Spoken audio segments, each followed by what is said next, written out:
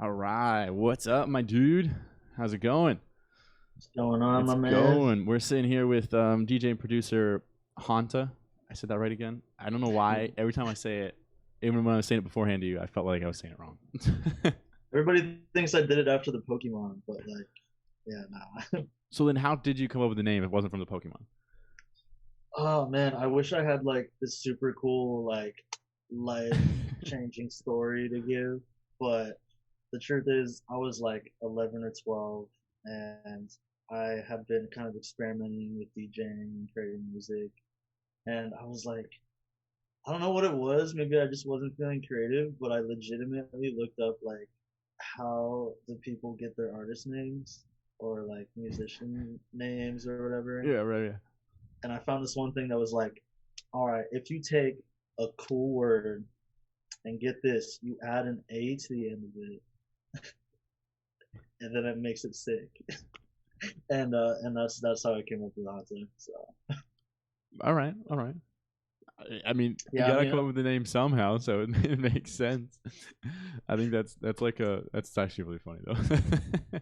yeah, I mean, over time, it's grown on me more because I'm definitely, I'm into horror and like paranormal shit and all that kind of stuff. So it's still fitting, but You could definitely like yes. run with the theme of like Haunta and like really run with that like theme for your visuals and like merch and Hmm. shit down the road. Like it could be ghosts, it could be skeleton. Like who cares? It could be anything. You can be like a bit. You can eventually have like the biggest Halloween festival, like Haunta Fest, and Oh then people are man, like, "What?" And then yeah, it's like, "Yeah, that's right. I own the fest, and I'm the headliner." the Haunted Fest, dude. That would be the most lit Halloween event. Like, um. So what's been happening with you, man? You've got a new song out on Subsidia Records. How was that? How did that? What was the process of working with Subsidia? Like, how did that come about? Were you reached out by them? Did they have like a submission where you submitted something and they were like, "Oh, we want this," and like, how did that come about? I'm very curious.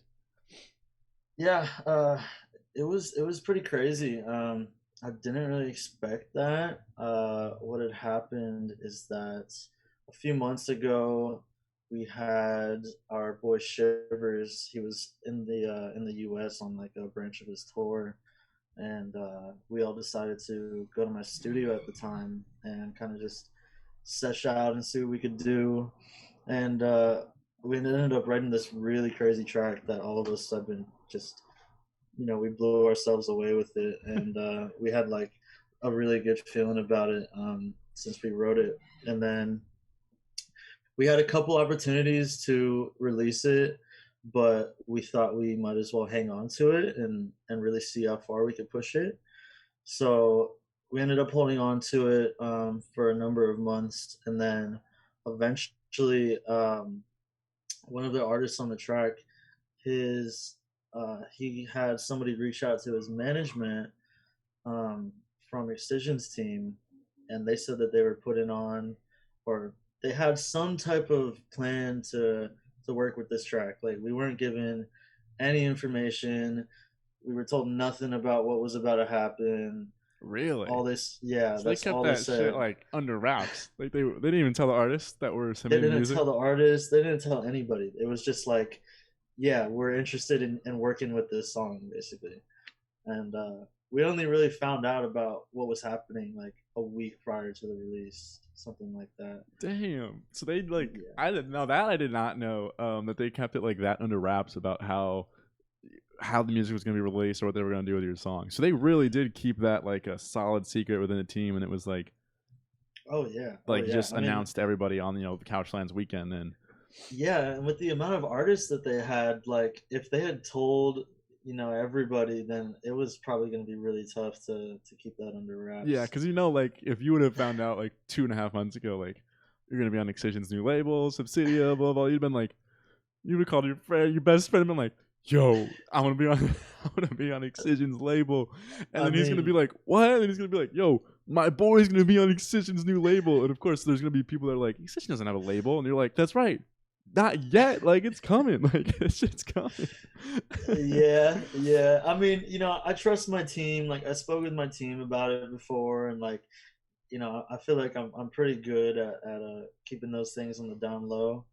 but yeah, I mean, with that amount of people, it was I think they handled it in the best way, and it was like it was so much more like it was so much more of an intense moment for the whole community just because nobody had any clue what was happening, and like still I see that as like a big milestone Hmm. in the entire community, and just to see Excision and his team pushing the underground more and more and showing this love and support that like some bigger artists might be they might be not as inclined to be associated with the younger acts like that. So what he did for the scene is just something I have the utmost respect for, and I got only love for those guys. So yeah, it's been an awesome experience, man. Dude, I bet. I mean, if it wasn't for that, I wouldn't have found you for starters. So that's exactly how I found you guys, was through Subsidia and stuff like that. So, it's an awesome part of the scene. It definitely is shaking up the scene for sure. I mean, to announce this record label and then release 125 songs on the label out of the blue on a weekend is like mind blowing. I remember sitting there like watching Couchlands and being like, wait, is this legit right now? Like, is this is this happening?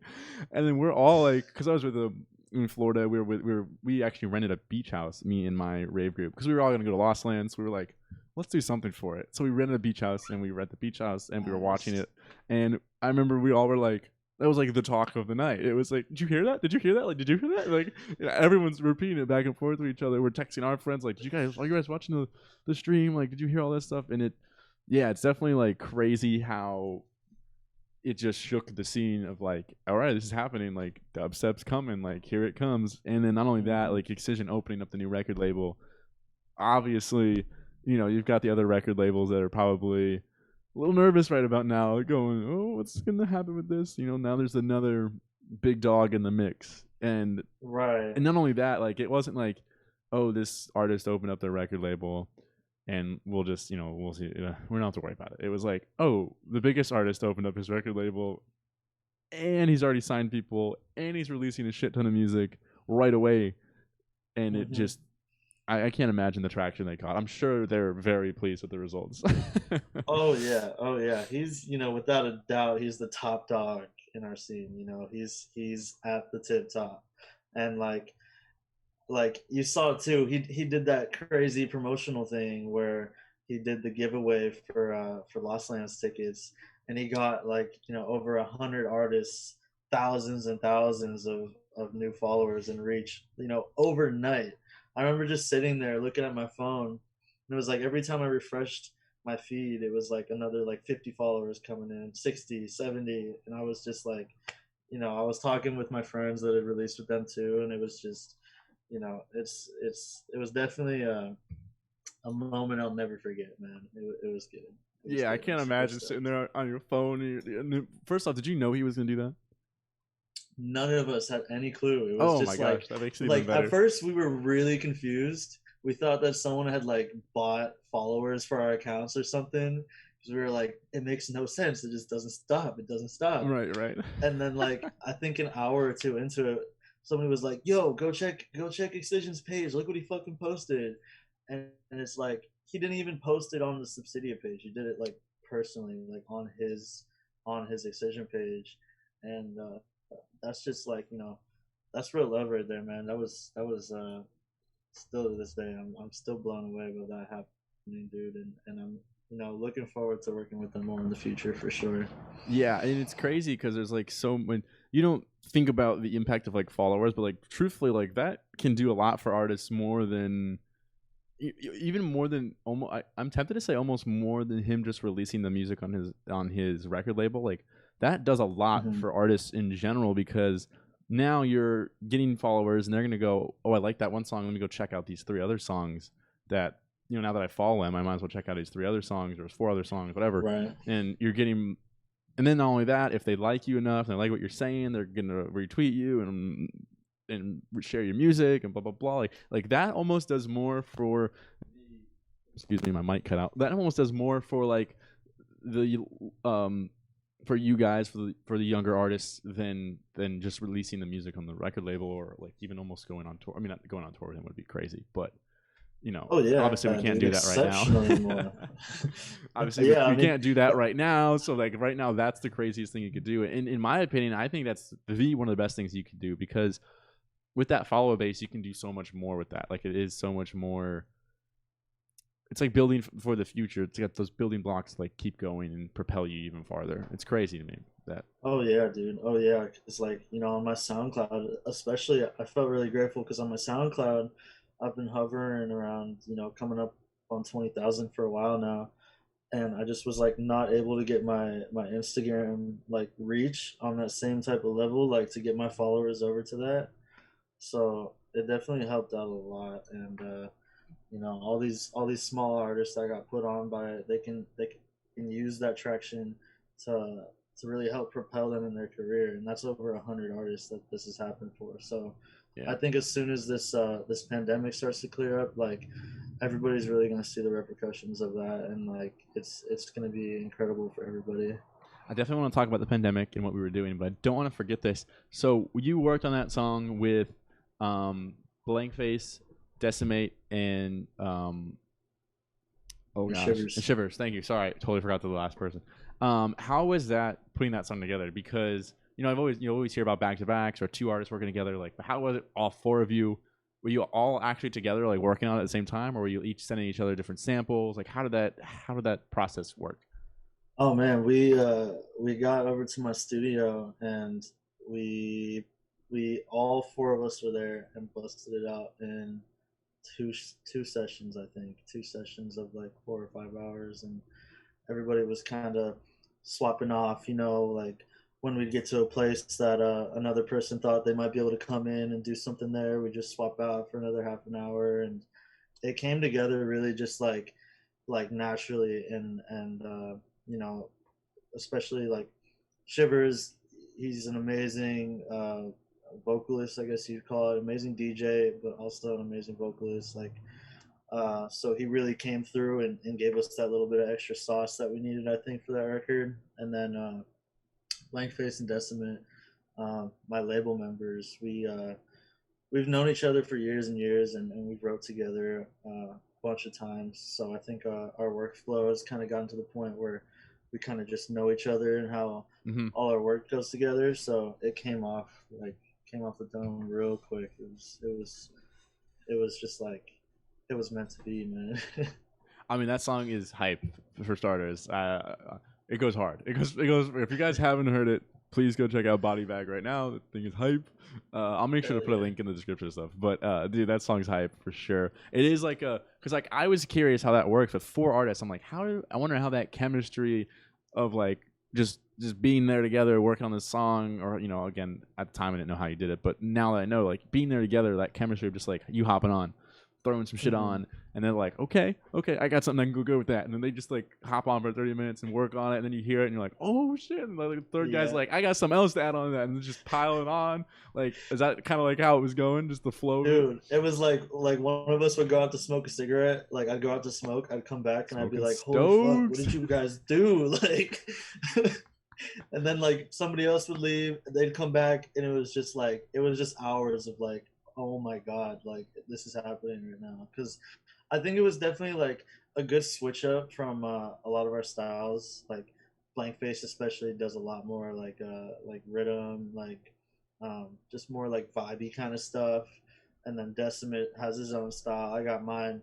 And when we came together, we kind of came up with this whole new style that was like such a mix of all three of us that it really sounds like all of us really came together. And that's what I like about it, because sometimes collabs, I don't really like doing them on the internet or like sending stems, just because you can't get that same type of like vibe out of it. Yeah.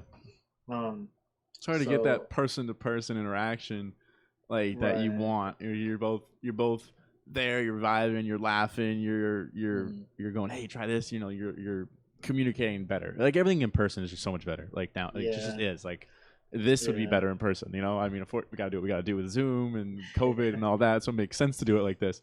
But like, would be so much better to have people sit down in front of me, across the table next to each other and just be like, yo, like Mhm. what's going on, and stuff like that. I Mhm. totally agree. Same thing with like in general, like with serious conversations, talking to people, like when you text about serious conversations, like things just get so lost in translation.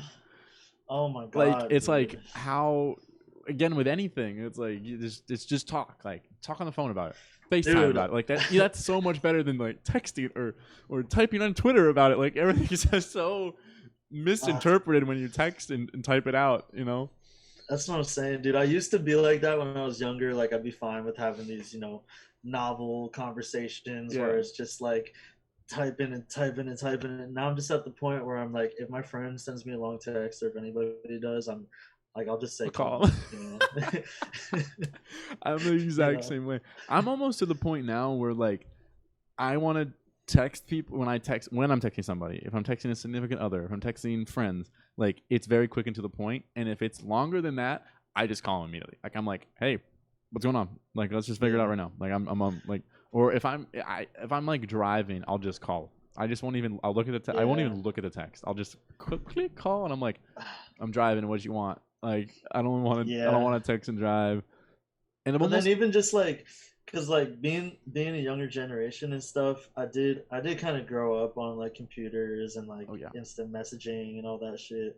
So like I'm still kind of like in a sense like maturing with it because like I am pretty short when I text, but sometimes like my friends will be so short when they text. I'm like, yo, bro, like you all good? Like we got beef we gotta squash or what? But it's just like nobody likes to fucking text like that, you know? Exactly. Yeah. And then that's the thing is like we all have this. We all grew up with it. We have this like interpretation of like when people are short, you're like, oh fuck, they're mad. Like they're Yeah, it's mad. like they said okay, but it's just like it's not okay, it's just okay, and you're like, yo, bro, what the Yeah. hell, What's going man? on? Is everything okay? And they're like, yeah, I just said okay, bro. Like you call them, they're like, yeah, bro, it's okay. And you're like, oh, okay, it's okay. Yeah, yeah, yeah. So Yeah, dude. I'm almost to the point where like when I'm talking to somebody, I could talk to them all day. Absolutely, I could text them all day. But I'm almost where I'm like, I'd rather us just like text here and there. I'm busy. I work and I do this. I work to do work and do the podcast. Like I'll text you, but like I'd rather just call. Like I'll call you at the end of the day. We can have a nice long talk about the day. How it went, and then go into whatever else we talk about. Because it's like the texting. It's like it's great. It's a filler, but it's not. It's just not the It's not same. nearly the same, It's man. not the It's not same. nearly the And same. I used to not be that way. I used to be okay with text. Like you're saying, I used to be able to text those long paragraphs, novel. Now I'm like, Yeah, forget about it. I don't want nothing to do with it. yeah. Especially now that like my days have been so busy recently. It's like when we're doing that whole novel thing, like I don't know. It's like it takes like 15 minutes out of my day to do that, and Yeah. like And um, and as I've gotten away from it, I find it harder for me to be present somewhere and text at the same time. Like I I'm gonna be can't out with like, the boys, and I'm like, oh man, sorry, like I gotta yeah, write this what did you text. say? Or yeah, or I'm typing and they're talking to me and I'm like, uh-huh. Wait, what? Like, and I don't mean to do that. And I'm like, you know what? I can't. I gotta put the phone down and say like, hey, I'm like, and luckily with the people I talk to, they're pretty good. Of like, if I'm out with people that I want to spend time with, I can just say, hey, I'm out with so and so. Mhm. I will talk to you when I'm not with them. Right, Or I'll right. text you when I can, and they're pretty good about it. And I'm that way. I'm like, go have fun, do your thing, like be present, Oh don't yeah, like yeah. enjoy it, like because one day you might be on your deathbed and you don't want to think about the time you were texting on your phone at the club. You want to think about how you were having fun with your homies at the club or Yeah, something, yeah. It's Without a just fun. doubt, dude. And that's like something I've been like working on more recently is I used to be just like so involved in social media, just constantly talking on there and interacting on there.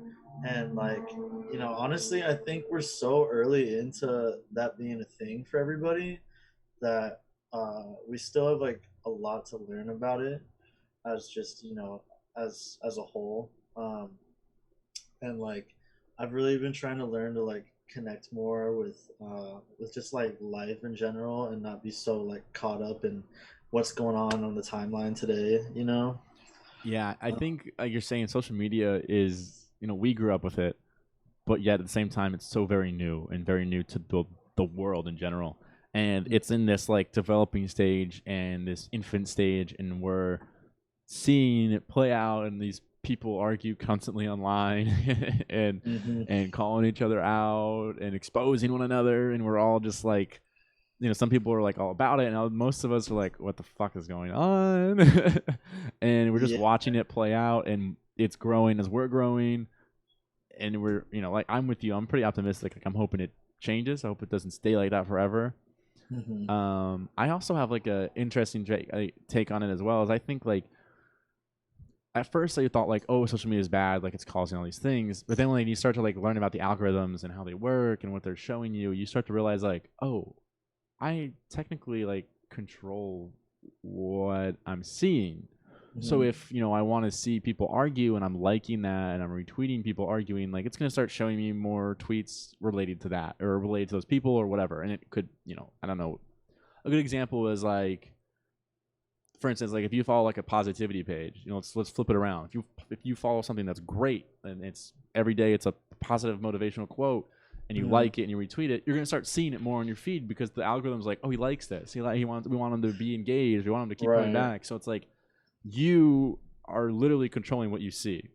Hmm. And so I've started to like take that into consideration with social media, and I try to put more stuff that I want that's encouraging, that's encouraging and that I like versus like stuff that's distracting and stuff that's bad for me or not Yeah. good for my mind. And I'm starting to try to slowly change my little algorithm so it's showing me more and more cool stuff. And I'm like, oh, Right. I don't mind coming on here. I feel better. Like, I don't feel down and depressed during my days anymore. When I'm scrolling through the phone, I feel pretty happy.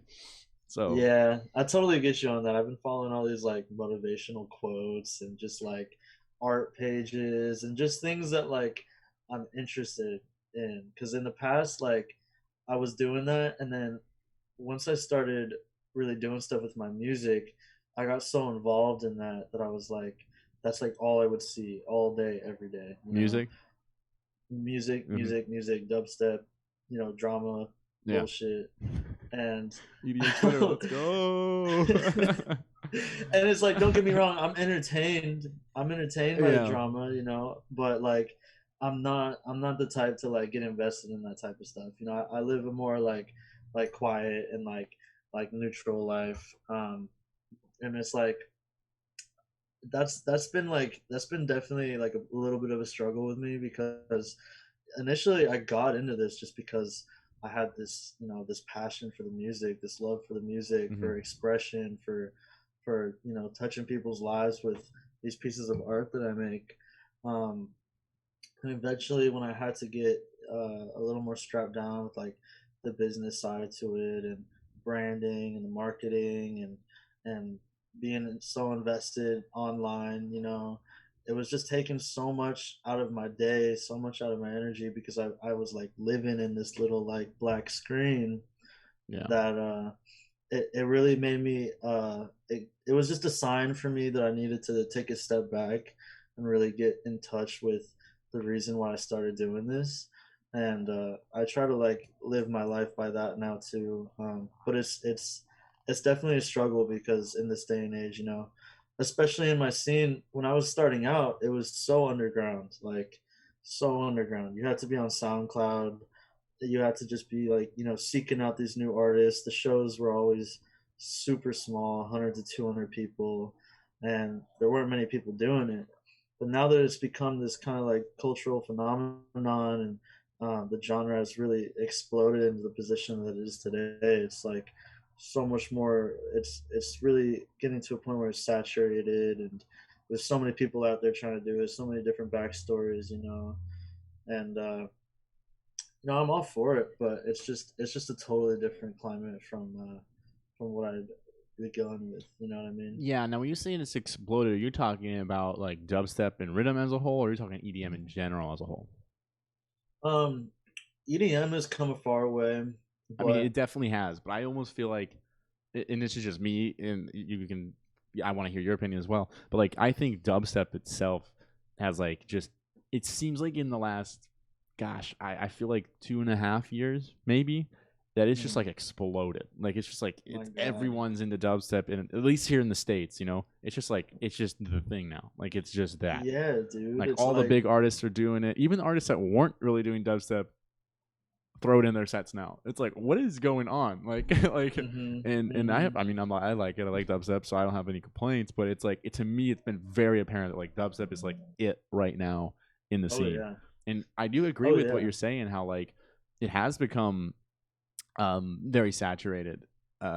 It's very hard. I feel like now a way for people to get their own distinctive sound involved and in touch into the scene, because so many people are, oh, do dubstep, a dubstep producer, I do rhythm, and then you hear them play and you're like, yeah, that sounds pretty similar. And then there's a few that stand out, like I can think like Subtronics was like one of the ones that like just shot up out of nowhere, and he's got that unique like just doing double drops and all this crazy shit, Yeah. and you're like, where the fuck did that come from? And like it's just it's just blown up like bigger than I Yeah, think dude.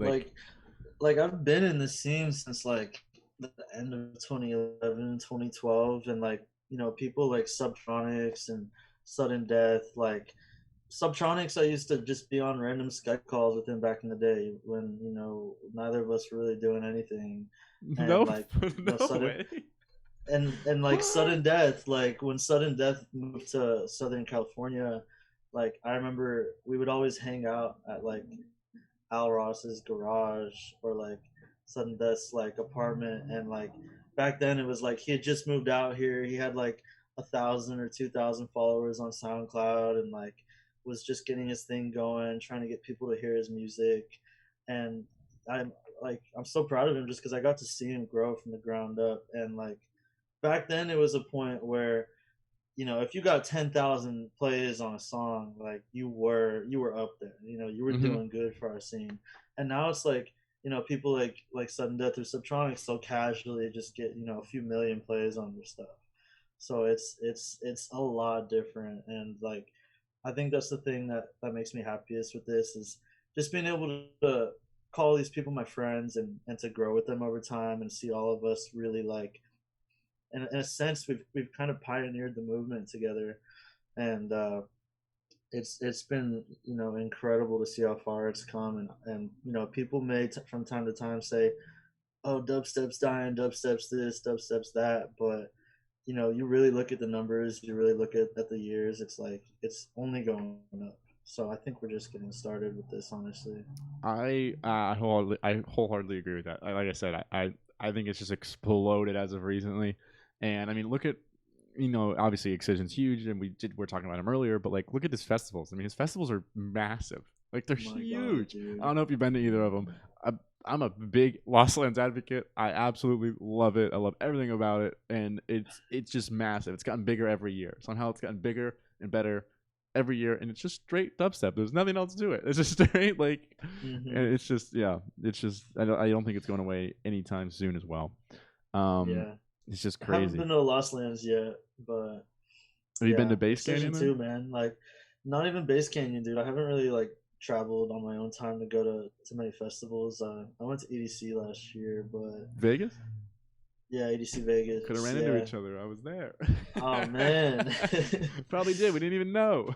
Yeah, straight All up. That four. was that was surreal, dude. Cause like the last time I tried to go was back in like 2014 or 2015, and I think this was the year that it was either Borgor or Getter was playing, but one of them hit me up and said that they wanted me to come out with them and go to EDC and do some like fun shit in the desert before.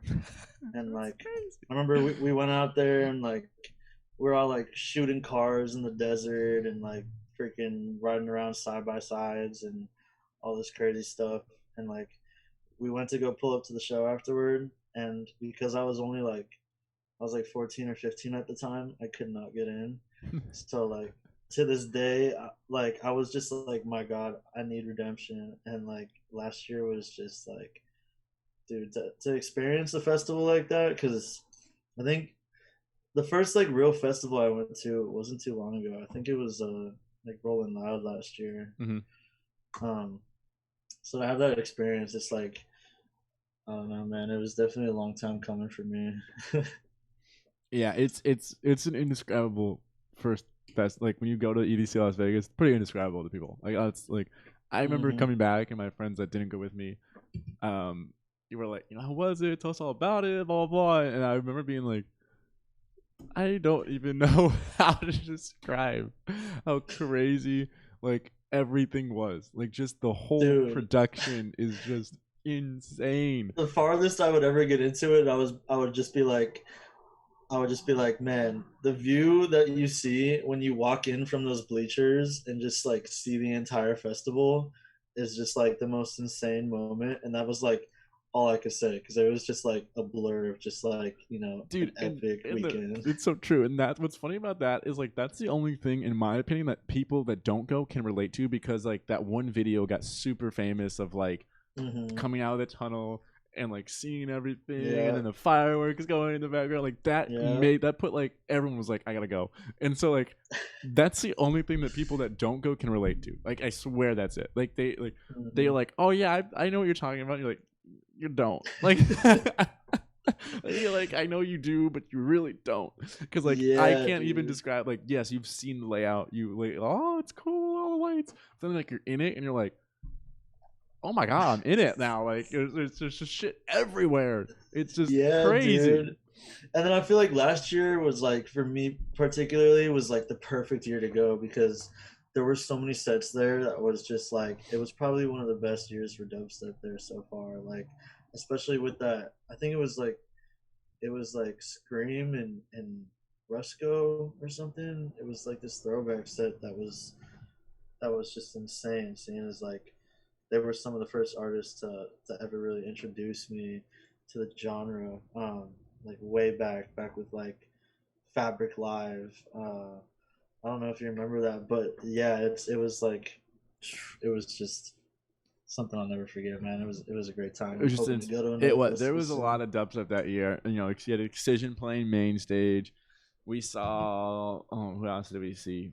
The dubstep wise, Set and Death. Um, Slander was particularly heavy that Vegas. I don't know if you went to them. Um, Don't think so.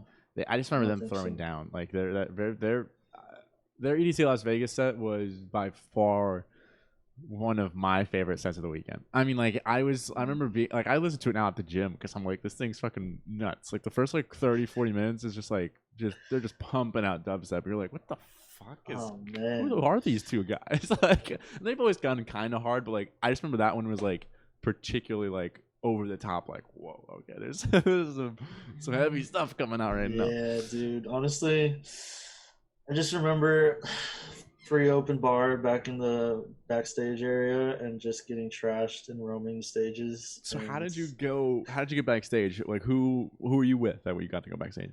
If you don't mind me asking. I had a few friends performing. I don't remember who it was that guest listed me. It might have been Sudden Death, but I don't really remember. That's crazy. That's definitely better than my experience. So I'm a little jealous now. It was wild, dude. Like open bars, free massages, free food, Free like massages. free massages, Tell me free like more. yeah, dude. Yeah, it was a hell of a time, man. Definitely need to go backstage now next time. I want a free massage. Yeah, dude. Just go bang your head for a while, then go back and get a mixed drink and a little massage, and you're ready to go for round two. That's crazy. Oh my god. So you mentioned like a little briefly about people that got you into the dubstep scene. So I'm a little curious, who was it? You mentioned Rusco, and if that is who it is, but who was the original DJ that got you into EDM in general and dubstep? So I think the first EDM song that I really like heard and paid attention to and like took it for what it was this Nero song. Um, way back. It was this Nero track, and then I remember from Nero, I think I found like Skrillex. This was like right before the whole like scary monsters thing. Mm-hmm. Um, then after that, I started to dive a little bit deeper, and I found like Excision and Downlink and all that stuff, and that was when I really started to like fall in love with it. Um, but like I think the sound that kept me around and kept me like coming back to it was that like more like vibey stuff. So like Rusco, Caspa, like the old Monsters stuff. If you remember that, Monsters was like probably like a huge inspiration for me back in the day. That's crazy. Okay. When you say vibey stuff, I always think of like that's not who you named. I always think of like melodic stuff for some reason. But when I hear vibey, I'm oh, like I'm just chilling. It's like just going. Yeah, I mean, so like today we still have rhythm, Mhm. and it's called the same thing, but the vibey stuff I'm talking about is probably like what we'd call like the original rhythm sound, Okay. and really like the Monsters crew were the ones that pretty much like coined that sound and that term, and it was like it was melodic in a way, but it was more so like you'd have these dubstep basses going that were like chill, and then you'd have like layered under it like saxophones or like just like natural instruments that would Hmm. like kind of flow with it, and it would almost be like like beats or just like instrumental type feelings. um and I think that's why I fell in love with that, because my background is in like hip hop and like R&B and rap and all that stuff, so it kind of like fell hand in hand with what I grew up on, but also was like this new and fresh take on that stuff. So I think that's what made me like gravitate toward that the most. Did you play any instruments growing up then? Like any actual instruments? No, no. I actually have practically no musical background. Wow. The closest thing I have to it is like my dad was like a house party DJ back in London in like the 80s. Um, but really like I had no experience with music or anything growing up, and I tried to take like piano or guitar lessons a few times, but didn't really stick with it. And then, but I don't know what it was, but kind of just like music just came naturally to me. Like I kind of had like this ear for like melody and composition and stuff that was just like I just felt like blessed with it or something. And when I was younger, I'd be like writing all these melodies in my tracks, but I had no idea what I was doing. I just knew that it sounded correct. And I think, I don't know what it was, but just something about, I've always loved being like creative and having an outlet to express myself like that. And the earliest I started, like my parents always bring this up to me.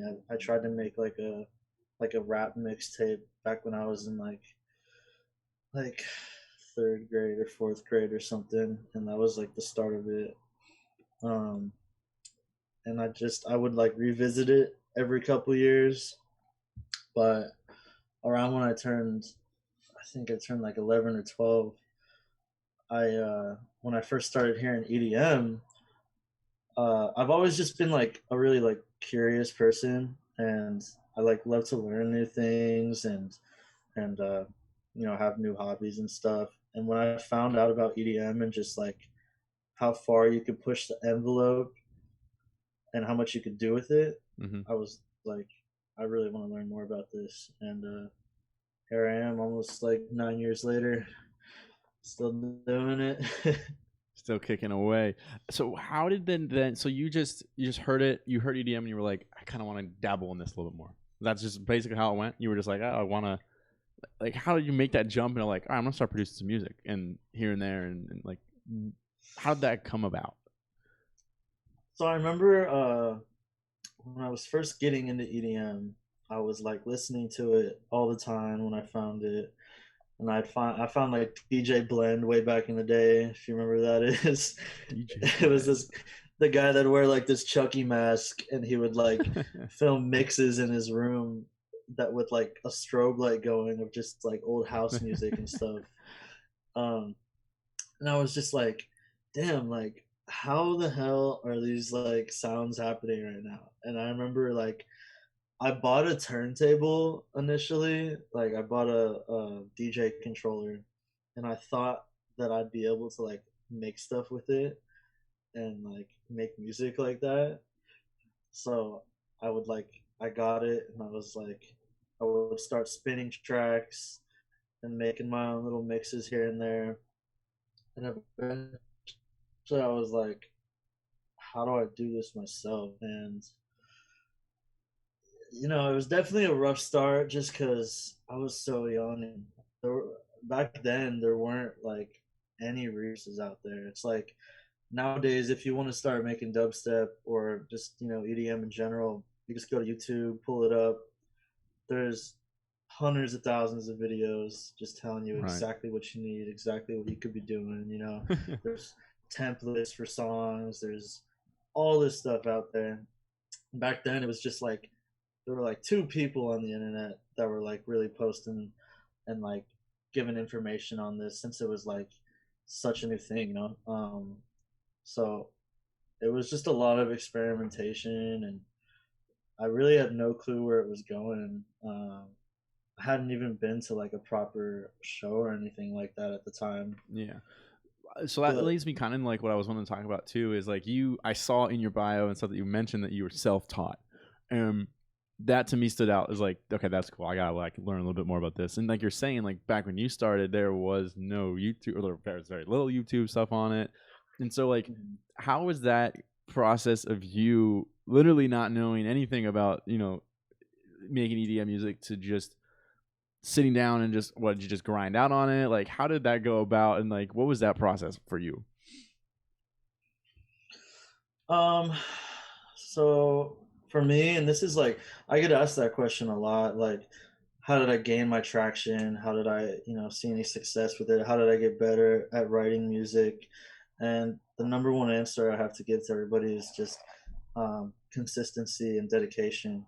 And really, the reason I was able to propel myself like that is just because I've always had like a hardworking mentality. I've always approached things in a way where I like to be efficient. I like to give all that I can towards things. So um, it really just takes time and effort, and you have to really discipline yourself into doing that. So I spent at least like with my resources back then, since there wasn't a lot, I spent at least like a year or two just learning and writing every day and learning more and more. And it took at least like a year or two before I had something that I was like, oh, this is actually dope. Like I would listen to this. Right, right, right.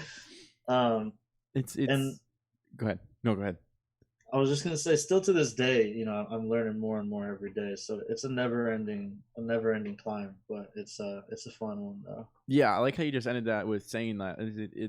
I think that is something that people misunderstand. It's like when you get somewhere, they always think like, "Oh, you know everything about it," and it's like, truth told, like I don't know anything. I'm still learning new things every day, and it's crazy how like you're saying that what 9 years down the road, like you could learn something tomorrow and be like, "Holy crap!" Like I'm gonna start applying Mhm. that, or "Oh my god, I just thought of this new way to make this beat," and blah blah blah, and then you could throw Right. that like it is crazy. It's never changing, and especially with like we were saying how the scene has just exploded.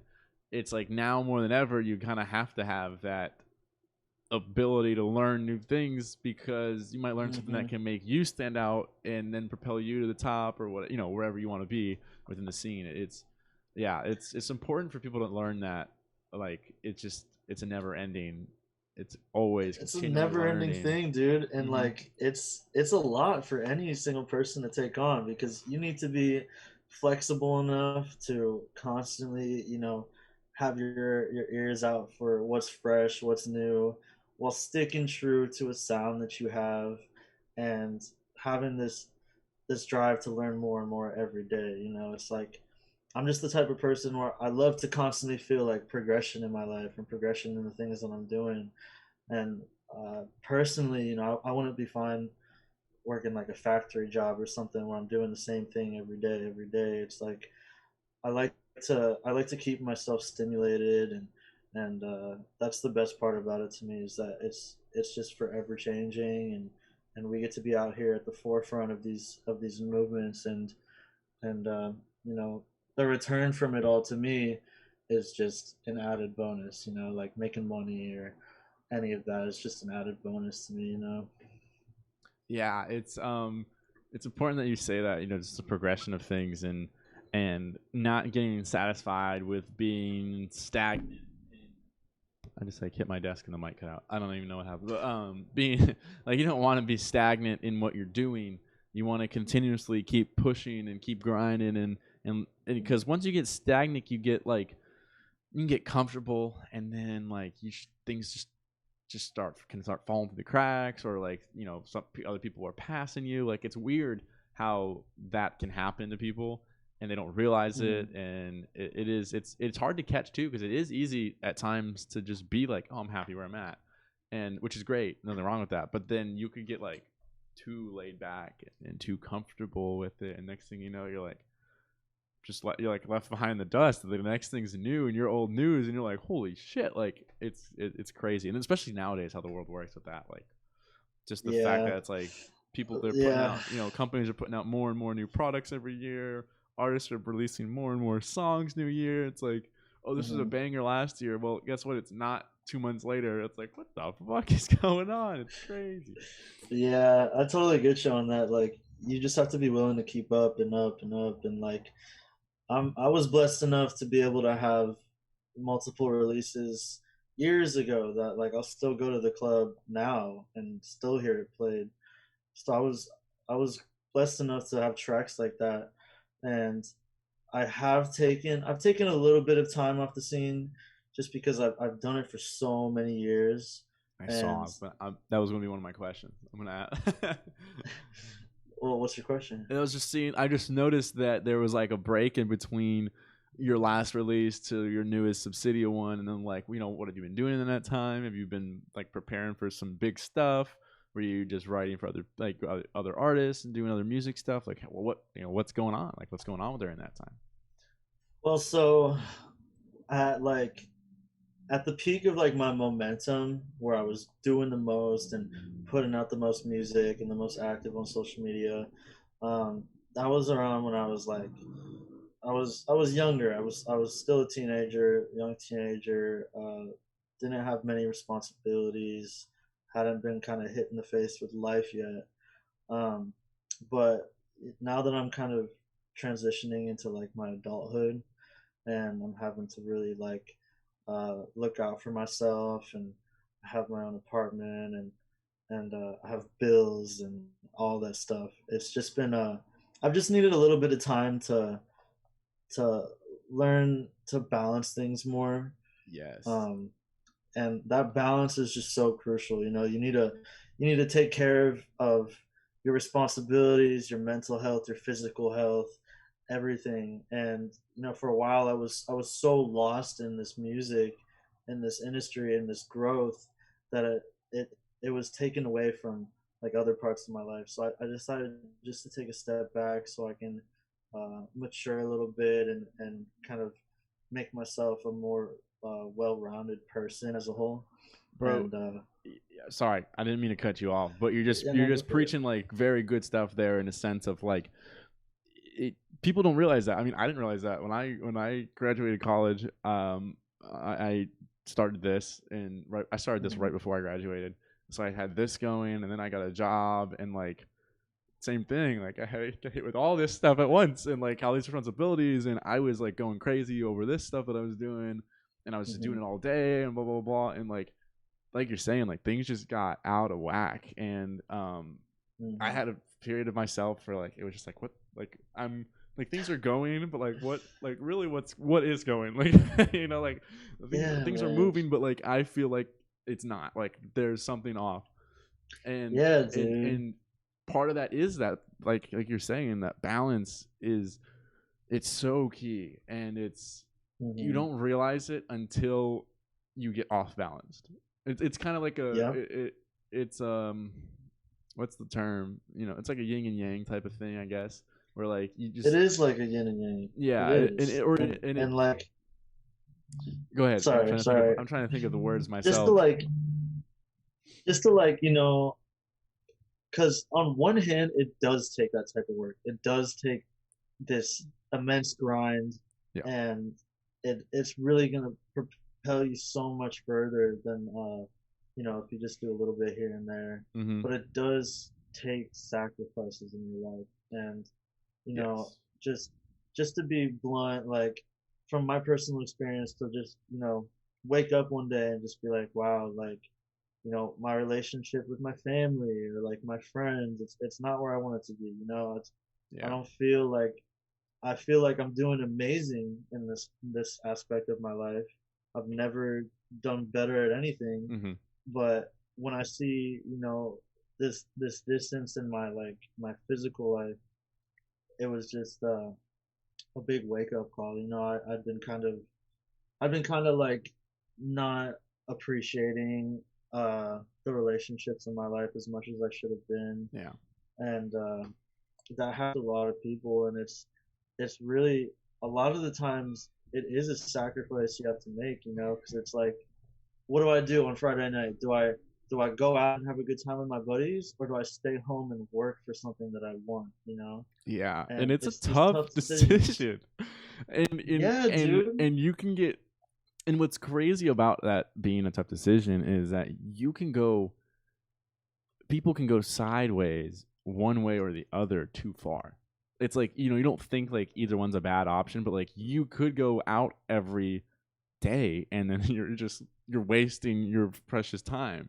Or vice versa, you can work your ass off every day and you're getting to this goal and it's great, but then you lose all the other shit, and it can go haywire that way, and you can live with regret in that sense. And it's like, again, we go back to that balance we were just talking about. I know me personally, I was working, coming home, doing the podcast, off days doing the podcast, or like some type of social media thing, and it did help me get like decent growth like right at the beginning. And not that I'm huge or anything, I'm not, but like good enough from starting at zero, right? And I was like, okay, this is great, but then I noticed like everything else was just like we're saying, just falling away, Man. and I started to feel like I wasn't there with my friends that much anymore. I'm starting to miss out on a lot of stuff. I'm not even talking to them as much.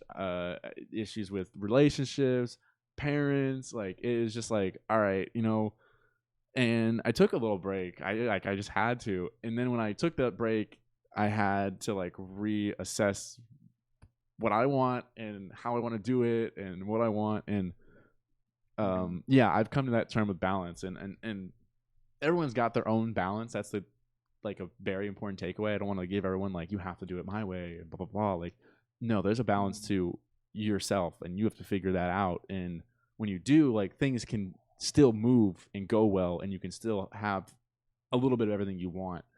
But you have to Oh you yeah. have to literally like you have to take that time to have with yourself to find that balance that works for you. For example, like me, Right. I was just doing stuff all the time and barely spending time with anybody. And so I was like, I can't, I can't do that anymore. Like I'm not happy. I'm happy, but I'm also like not. And I started doing it where it's like I'm doing this. Yeah.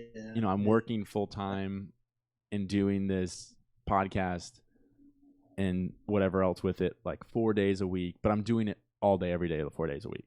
Like it's just that it's just that I'm in the zone for 4 days, and then I take Friday, Saturday, and Right. occasionally I take a Sunday off. And like, but I'm Monday through Thursday, I'm like in the zone, and that's it. That's it. I'm go to work, I work out, I come do this, I eat dinner, I go to bed, and then Monday through Friday through Yep. Friday, Saturday, might go hang with the guys, might get a beer, might just chill. But I get those 2 days of like a week where I'm like, okay, I'm just enjoying it, and I can go back and just Yeah. grind and not have to worry Yeah. about it. And everyone's got their own, again, Dude, and everyone's that got was their a own thing. huge thing too. It's like when you have these things going for you, and when it's not just, you need to be here at a certain time doing certain things.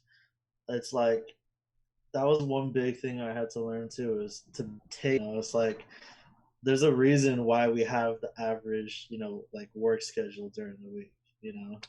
So Mm-hmm. just to be able to have a little bit more structure, it's really helpful. And then on top of that, I've started really taking care of my health a little bit more, Yeah. and Yep. that's a major improvement too. I mean, at the end of the day, though, I really think maybe we should just all petition to like change average day to have like 30 hours or so in it, I think because that'd probably help a lot. I don't disagree with that because once you work, I tell that to all my friends. I graduated a little bit early for college, and I always tell my friends that were below me, I'm like, not below me, but graduating after me, and I'm like, yeah, this wait till you get to the 40-hour work week. We're gonna be like, this fucking sucks. This is so shitty. But I think the internet's changing that slowly but surely. I just do. I think it's opening up a lot more free jobs and Hmm. and what's the word, like contractor work almost, where you can pick up a job and do it at your leisure. I think that's going to be the future. I think it's slowly moving that way, and it's going Oh to yeah. slowly happen more and more where you can just, yeah, I want to work today. Okay, you look on your phone and okay, there's 5 jobs that I am available to do, and I'll put a bid in for this one. Oh, so the person chose me, I'll do it. And like you can just kind of do it Right. eventually with anything, accounting, photography, which is like kind of something that already does that. But like Hmm. I think it'll go that way with the internet. I think the internet will open up a lot more freedom for people job Oh wise yeah. in this sense. Without a doubt, too. Without a doubt. And like right now, outside of my whole music thing, I work doing like IT work and Mm-hmm. computer stuff and programming, all that type of stuff. And the reason I got into that is just because one, like I kind of grew up on computers just because of how our generation was. It's like we're born with the screen in front of our face. For real. But at the same time, it's like our whole society is just so like moved toward that I feel like we're right on the brink of just like complete change and like how everything works in a sense. So it's like a prime time to be doing stuff like this right now because it's a lot more flexible than how it was in the past, and now we're getting to a point where you can, be full time doing a hobby or a passion or creating something and like call it like a real job. You know what I Yeah, mean? I agree. I think it's just now starting, and there's some people that have figured it out before us. Some people are figuring it out right now. I think in the near future, it'll eventually be like everybody's doing that. But I think, like you're saying, like right now, it's already happening, and it's not everybody, but there are people that do. I know people that do like marketing. They just freelance marketing all day long. They just pick up a job when they want for a company, then they're doing online marketing, e-marketing, Hmm. um, yeah, all that stuff, monetization, everything. I'm trying to remember that. Yeah, There's terminology. It just escaped my mind what it was, but they do all of it. there's a ton of things out there. Like even the whole a lot of it's like scams though, and they try to get like a bunch of these innocent people involved, That's very like true. drop shipping and Yeah, like Amazon, FBA, all this BS, and like it's like with anything new. Once these new things come out, there's gonna be a lot of people that try to like manipulate it yeah, of and course. put it in a different light. But especially like on the internet, because the internet is like anything goes. It's like you can say whatever, do whatever you want to do, and it's like you know you don't even get fact check half the time. Um, No, you do not. but Although I think they're trying to start doing that. They're attempting to start doing that. oh my god, with like just how Twitter has been handling Trump and like just blocking his tweets and being like, "Sorry, but this tweet is in fact false." Like Yeah, it's just, yeah, oh my god, dude. yeah. It's it's a it's a the thin line where they start blocking and shadow banning people and stuff like that. It gets. I don't know where I stand on it. It is a thin line though to like silence a group of people Right, right. regardless. I mean, I don't know. It's I get I mean, it, I don't but I'm agree with like, them yeah, like like blocking them. Like, yeah, yeah. Like what's the thing they did recently with like the New York Post to like just deactivate their account or block their account or something for being seen, like something crazy like that. Which I don't really, know. And I don't know the full story. I just know that they did it. But like, still, it's like that's crazy. And you just don't know where that slippery slope leads. If it goes too far, you just don't know. You just don't know. And that's where I'm like, I don't know where I stand on it, but I'm gonna watch it specifically closely, and I'll come up with an opinion on it. for sure. Mhm. But it's crazy. I Um, think eventually we're just gonna have like internet task force, like the internet police, and there'll just be people that like keep keep the law going or some shit like that. I mean, But a simple solution is like free speech.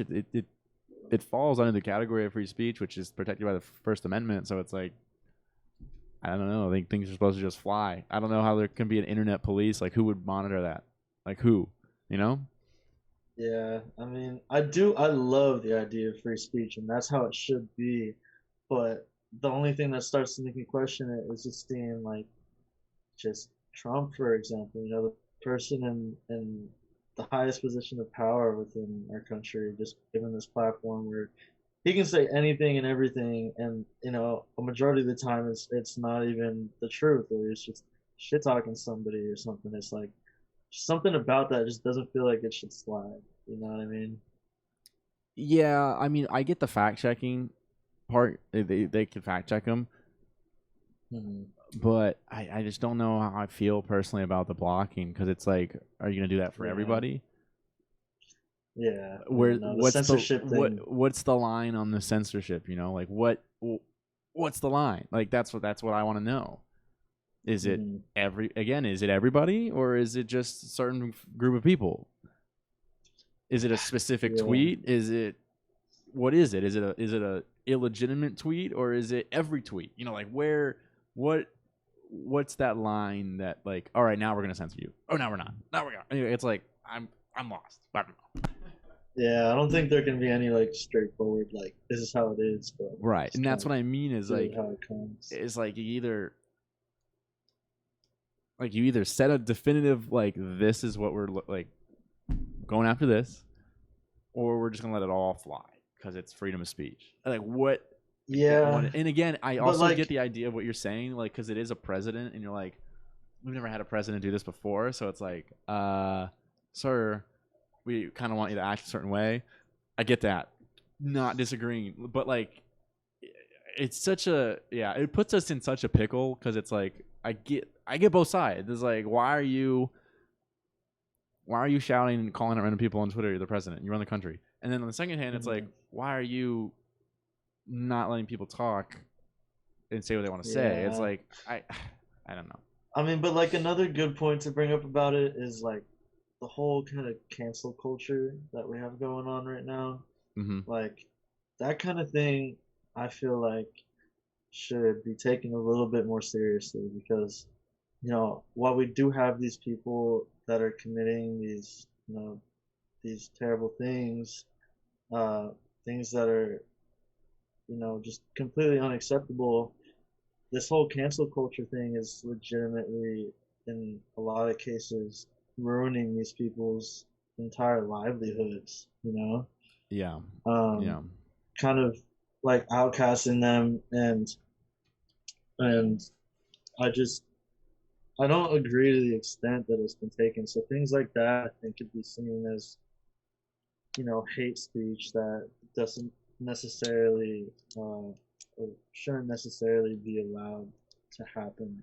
Uh, but It like you know what's crazy that you say that is like the cancel culture thing is like I've seen it where like they like completely like expose someone's like address and like information like just openly, and it's like okay, I get you're mad. I get it. I get and sometimes I don't know the scenario, but I'm like, so we're allowed to just like put someone's address online and tell people to that's where they live, and you guys do what you want with it. And now, the 3 million people that are outraged can just go to this house if they want to. Like that's a little wild to me. Like that. Like I don't. yeah, I don't dude. know if I'm probably gonna get canceled for saying that, but that's a little like crazy to me. Like like he can't say something, but I can put his address out there for everyone. But And if you want to go to his house and harass him and throw eggs at his house, like you can now.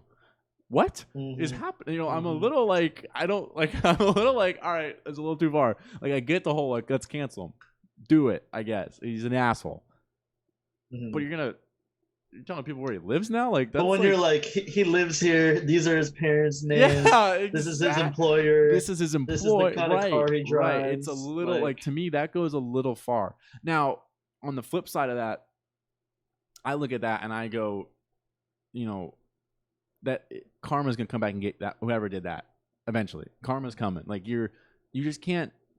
If someone's being nasty, again, yeah, it's so much easier to just bite back and bark back. I get it.